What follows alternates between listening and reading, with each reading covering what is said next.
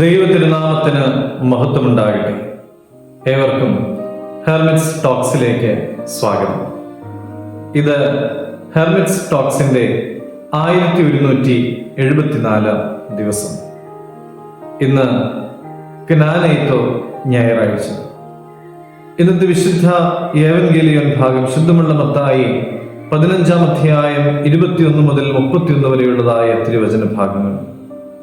ശുദ്ധമുള്ള മർക്കോസ് 7-ാം അധ്യായം 24 മുതൽ 30 വരെയുള്ളതായ തിരുവചന ഭാഗങ്ങളുമാണ്. കനാന്യ സ്ത്രീയുടെ മകളുടെ സൗഖ്യമാണ് ഇന്നത്തെ വിശുദ്ധ ഏവൻഗേലിയോൻ ഭാഗത്ത് നമുക്ക് കാണുവാനായിട്ട് സാധിക്കുന്നത്.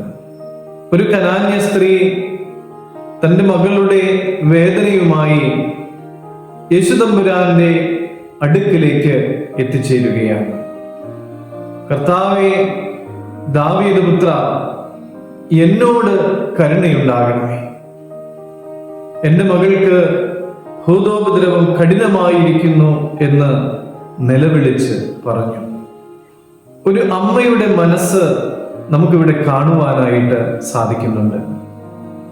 തൻ്റെ മകളാണ് രോഗബാധിതയായിരിക്കുന്നത്.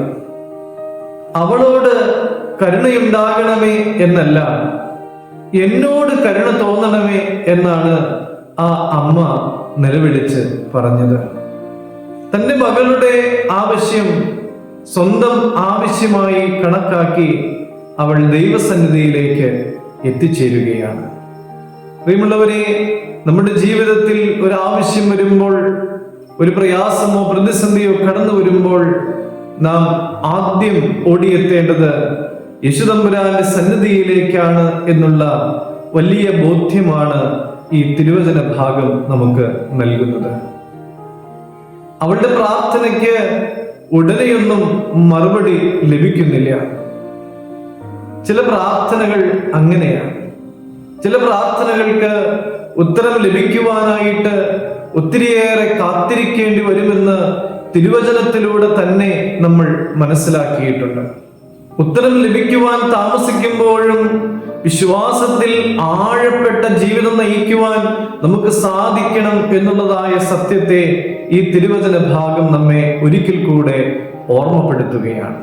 പ്രിയമുള്ളവരെ, ആ അമ്മയുടെ വിശ്വാസത്തിന്റെ ആഴമാണ് തൻ്റെ മകൾക്ക് സൗഖ്യം ലഭിക്കുവാനായിട്ട് കാരണമായി തീർന്നത്. പ്രിയമുള്ളവരെ, വിനയവും ആഴമുള്ള വിശ്വാസവും നമ്മുടെ ജീവിതത്തിലേക്ക് അത്ഭുതങ്ങളെ കൊണ്ടുവരും. നമുക്ക് വിശ്വാസത്തിൽ ആഴപ്പെട്ട് വിനയത്തോടെ ദൈവത്തിൽ ആശ്രയം വെച്ച് നമ്മുടെ ജീവിതത്തെ ക്രമപ്പെടുത്താം. ദൈവം എല്ലാവരെയും അനുഗ്രഹിക്കട്ടെ.